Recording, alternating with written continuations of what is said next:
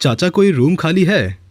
Room तो है, मगर क्या आप लोग वहां रह पाओगे?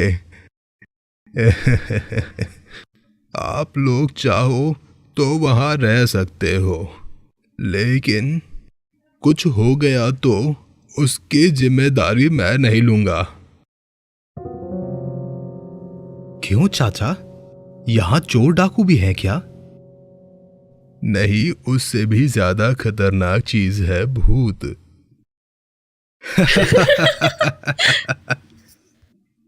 उफ, 21वीं सदी में खड़े होकर ये सब बातें हम नहीं मानते। आप दिखाइए रूम कहाँ है।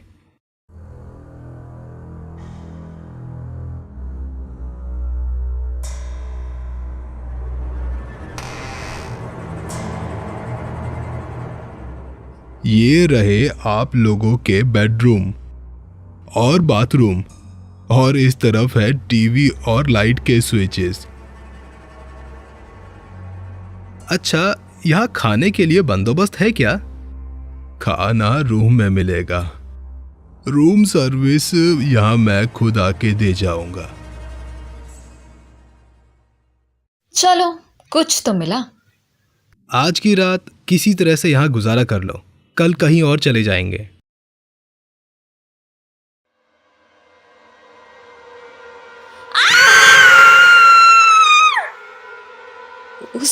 उस बाथरूम में कोई है। मैंने किसी का चेहरा देखा। मुझे बहुत डर लग रहा है। विजय बाथरूम में जाके अच्छे से देखा, लेकिन वहां कोई भी नहीं था। क्या यहाँ तो कोई भी नहीं है? किसे देखा तुमने वहां? मैंने किसी का चेहरा देखा। तुमने जरूर गलत देखा होगा। इतना लंबा सफर करके तुम थक गई हो, जरूर से तुम्हें वहम हो रहा होगा। और ये जगह भी डरावनी है।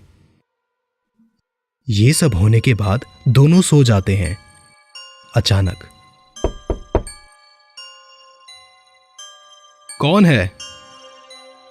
दरवाजा खोलिए, आपके लिए खाना लाया हूं। विजय ने दरवाजा खोल दिया। बूढ़े आदमी ने खाना टेबल पर रखते हुए कहा, खाना खा लीजिए, रात को जरूरत पड़ी तो बुला लेना मुझे। रात का खाना खाने के बाद दोनों को ध्यान आया, मोबाइल में नेटवर्क नहीं है। कल सुबह सबसे पहले ये होटल बदलेंगे, फिर बाकी बातें। हाँ ठीक है, चलो अब सो जाते हैं।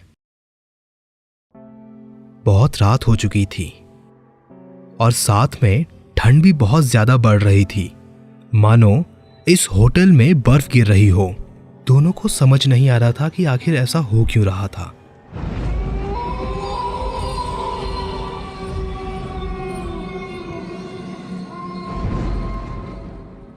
दोनों लेटे लेटे बातें कर रहे थे।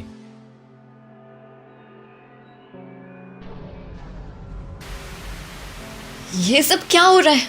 टीवी अपने आप कैसे ऑन हो गया? मैं भी वही सोच रहा हूं, शायद टीवी ऑन ही था। इस होटल में ऐसा होना आम बात है। ये सब होने के बाद दोनों सो जाते हैं,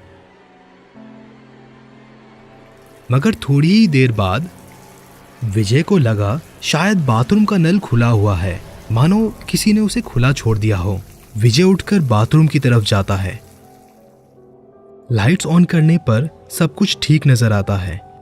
ये सब देखकर वो लाइट बंद करके बाहर आ जाता है और देखता है कि मिली चेयर पर बैठी हुई थी।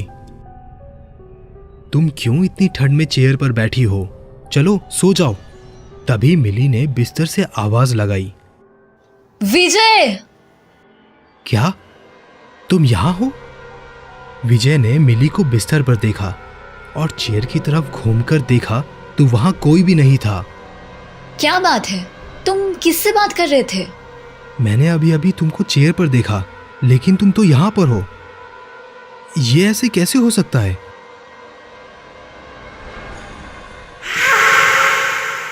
मिली ने विजय को बिस्तर में आने के लिए कहा। विजय बस बिस्तर पर आया ही था कि दरवाजे पर किसी ने दस्तक दी। आवाज सुनकर दोनों डर गए विजय ने दरवाजे पर जाकर पूछा, कौन कौन है? फिर उसने दरवाजा खोल के देखा, बाहर कोई भी नहीं था। बस एक ठंडी सी हवा आई और घर के अंदर चली आई। विजय जैसे ही दरवाजा बंद करके अंदर आता है, तभी अचानक टीवी चलने लगता है।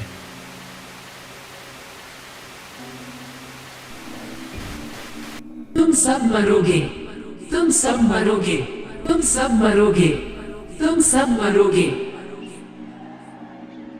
ये देखकर दोनों डर जाते हैं। कौन हो? कौन हो आप लोग?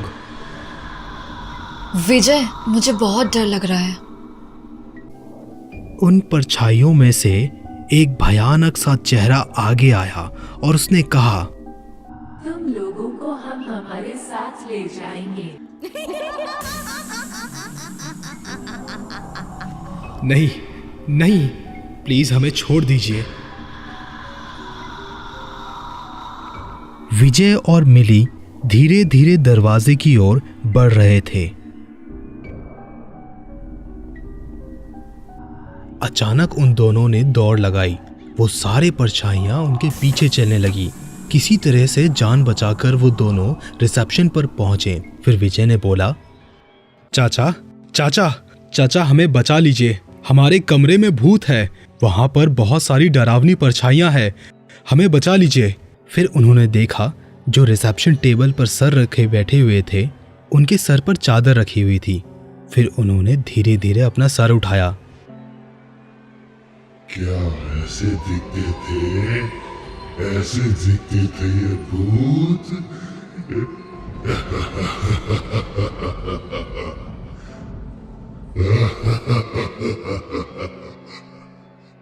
अब तुम दोनों ध्यान से सुनो। यहाँ पे जो आता है वो जिंदा नहीं जाता है। उन दोनों ने दौड़ लगाई और बाहर की तरफ देखा। उनकी गाड़ी बाहर खड़ी थी और चाबी लगी हुई थी उसमें। विजय ने गाड़ी चलाने की जान कोशिश की, मगर गाड़ी स्टार्ट नहीं हो रही थी। दोनों बहुत परेशान हो रहे थे और उधर दूसरी तरफ वो परछाइयां उनकी तरफ बढ़ रहे थे। कोशिश करते करते गाड़ी चल पाई और तेज रफ्तार से वो आगे बढ़ने लगे और वो दोनों वहां से निकल गए। पर पूरा रास्ता कोहरे से भरा हुआ था और थोड़े ही देर जाते ही गाड़ी ने जोर से पेड़ पर टक्कर मार दी और वो दोनों बेहोश हो गए। अगले दिन सुबह उनकी आंखें खुली किसी और दूसरे होटल में।